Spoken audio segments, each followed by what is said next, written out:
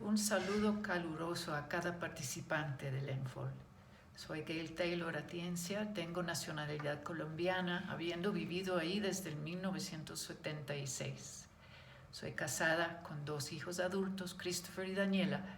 Mi esposo Jorge Atienza y yo estamos en el proceso de trasladarnos al Ecuador, donde él nació y donde vive toda su familia. Agradezco al equipo organizador por esta invitación. Si a ti te preguntan, en tu país, ¿quiénes son los más afortunados? ¿Cuál sería el primer grupo que se te viene a la mente? Esta semana planteé esta pregunta a unos estudiantes acá en el Ecuador. La mayoría mencionó su familia con frases como los más afortunados somos los que tenemos una familia unida y saludable en este momento tan difícil. Aunque una de sociología nombró la clase media por tener la posibilidad de satisfacer las necesidades básicas. Sospecho que pensaste en los sin presiones económicas, los que escaparon los estragos del huracán, los que lograron emigrar, los inmunes a tragedias y dolencias. Pero aquí viene Jesús para complicar nuestra insistencia en creer que bienestar es bendición. La pone patas arriba cuando Él declara afortunados los que lloran. Algo así como felices los tristes. ¿Qué? Jesús regaló esa paradoja a un grupito de discípulos sufridos, no a las multitudes. Años más tarde, Mateo escribió las mismas palabras a otro auditorio en pleno padecimiento. Si hubiéramos preguntado a dichos auditorios por los afortunados, los macarios en griego, su imaginario incluiría los ángeles en el paraíso, los muertos y los ricos y opulentos que Dios había premiado por su piedad, jamás los que lloran. Jamás se hubieran incluido a ellos mismos. Hoy, al haber escogido esa conferencia sobre el sufrimiento, Jesús vuelve a regalar esa paradoja a ti. Afortunada, afortunado tú que lloras. O según otra versión, bienaventurados los que lloran, porque serán consolados. Acerquémonos juntos entonces a este Jesús que primero ve nuestro sufrimiento, luego nos invita a su consolación y finalmente nos insta a un aprendizaje vital. El Sermón del Monte será nuestro guía. Primero, Jesús ve el sufrimiento. De hecho, el Sermón del Monte no se trata del sufrimiento, pero está repleto de sufrimiento.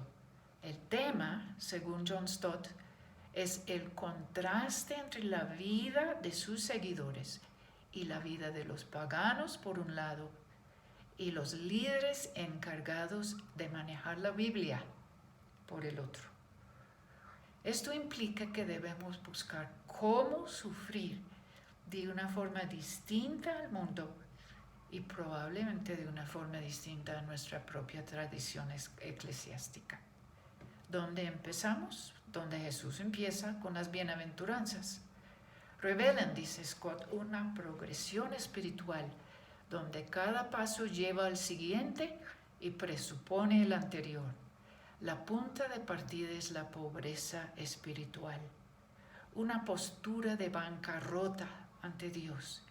Sin esta conciencia de no puedo, de carencia total de mérito, nada del resto del sermón nos sirve.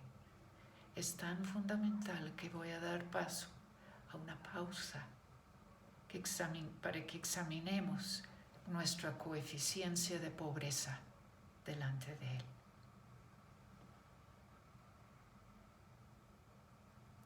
Enseguida viene el llorar, pero no es llorar porque el novio o la novia me terminó, sino es un sufrimiento que surge de nuestra conciencia de pobreza. Esto atribuye el llanto a una tristeza profunda y sentida por nuestros pecados y también nuestro pecado, la corrupción de nuestra naturaleza humana caída y el reino del pecado y la muerte en el mundo. Esta visión de Jesús amplía el horizonte del sufrimiento para incluir todo lo que nos rodea. Jesús mismo lloró por la ciudad que le rechazaría impenitentemente, por la maldad y sus amargas consecuencias. La tercera bienaventurada es determinante en el manejo distinto del sufrimiento. Llorar frente a la brecha trágica entre el mundo creado y este mundo caído, incluyendo nuestra propia fragilidad y capacidad para el mal, nos vuelve mansos. La mansedumbre no da lugar para pensar que yo soy mejor que la persona o personas que causan mi sufrimiento. Soy parte de, y eso me da hambre, pero hambre de justicia. Pero además de ligar el sufrimiento con el pecado estructurado, Jesús pinta un cuadro de dolor detrás del sermón. La mayoría de ustedes en la encuesta para el ENFOL mencionaron el ámbito familiar del estudiante como el lugar de sufrimiento más común. Jesús también saca de reducir el dolor causado por las palabras despectivas en el hogar, peleas entre hermanos, la infidelidad de esposo y esposa, el divorcio. Al traer 16 veces la figura bondadosa y justa de vuestro Padre que está en los cielos, Jesús revela su conciencia de la ausencia de Padre en los hogares. Jesús sigue mencionando otras áreas que ustedes mencionaron: la falta de comida y vestido, pérdida de bienes, una casa llevada por el río. Añade pleitos legales injustos, la violencia, la arbitrariedad política y militar, la pobreza detrás de las limosnas, el dolor de ser robado, la venganza, la desigualdad económica, ser juzgados falsamente y el dolor de estar bajo liderazgo que se jacta de las espectacularidades culticas ajenas al verdadero conocimiento de Cristo. Mejor dicho, nuestra América Latina. ¿Por qué menciono todo eso? 2 razones. Primero, demuestra el profundo conocimiento de Cristo de la realidad específica del sufrimiento. Segundo, al nombrar estos sufrimientos, declara su poder sobre ellos. Luego añade para cada uno una manera práctica de comportamiento diferente al mundo y la tradición. Jesús se involucra en el sufrimiento. Segundo, Jesús invita a la consolación. Bienaventuradas las que lloran, porque ellas, y por supuesto ellos, serán consolados. El verbo consolar, parakaleo, es un verbo compuesto en el original. Para es cercanía y kaleo es llamar al lado para recibir consuelo. La consolación de Jesús es una intimidad profunda y sanadora. Si buscas intimidad con el Dios Trino, el sufrimiento da un buen comienzo. El Espíritu Santo en Juan recibe el nombre Paracletos, consolación en persona. ¿Cómo funciona tal consuelo? Es divino y sobrenatural. Y no solamente eso, es distinto para cada creyente. Veamos a Jesús en su encuentro con Marta y María, quienes le culpan por la muerte de su hermano. Recibe sin reproche alguna el reclamo de ambas, Señor, si hubieras estado, mi hermano no habría muerto. Noten, con Marta dialoga y sortea sus angustias. Se revela a ella como la resurrección y expande su fe limitada. Con María no dice palabra alguna, sino que se estremece y llora. María no necesitaba palabras, sino su compañía en el llanto. El mismo dolor, dos acercamientos divinos totalmente distintos. Un colega y amigo, Alex Chang, nos cuenta cómo Dios le ministró al llorar una muerte. Escribe: Jesús regalado es uno de los seguidores de Cristo más comprometidos con la justicia que he conocido. Durante la violencia política en el Perú era abogado de los presos cristianos acusados falsamente de ser terroristas. Mientras yo oraba amargamente, le reclamaba al Señor su muerte por el COVID.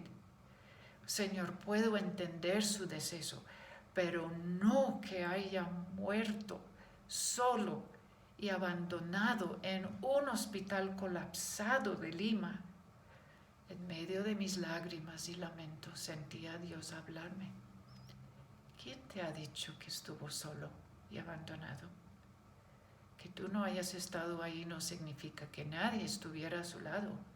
Mientras su vida se apagaba, yo estuve con él, así como estuve con mi amado hijo cuando agonizaba en la cruz. Mi queja no se ha ido del todo, dice Alex, pero poquito a poquito va abriéndose camino la gratitud y el consuelo.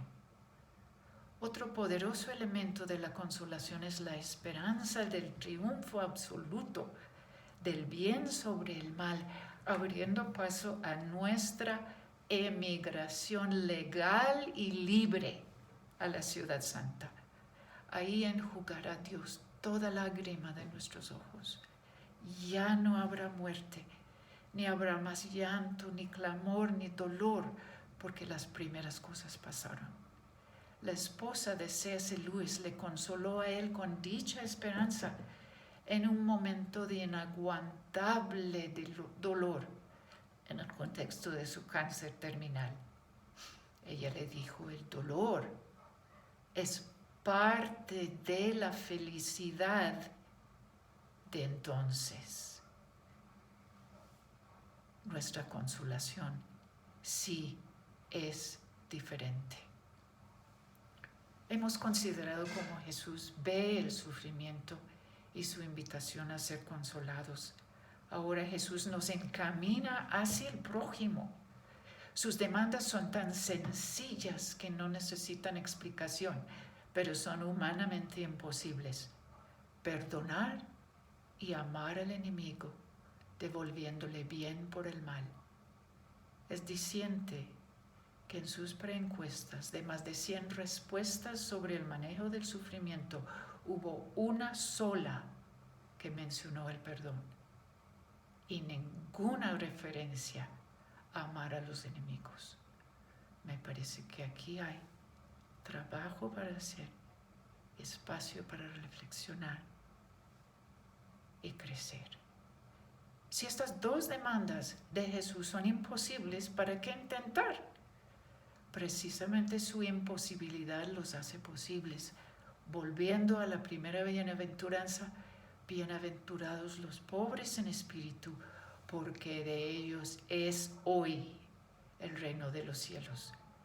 Los pasos serán admitir que no puedo, colocar mi carencia de perdón y amor delante de nuestro Padre.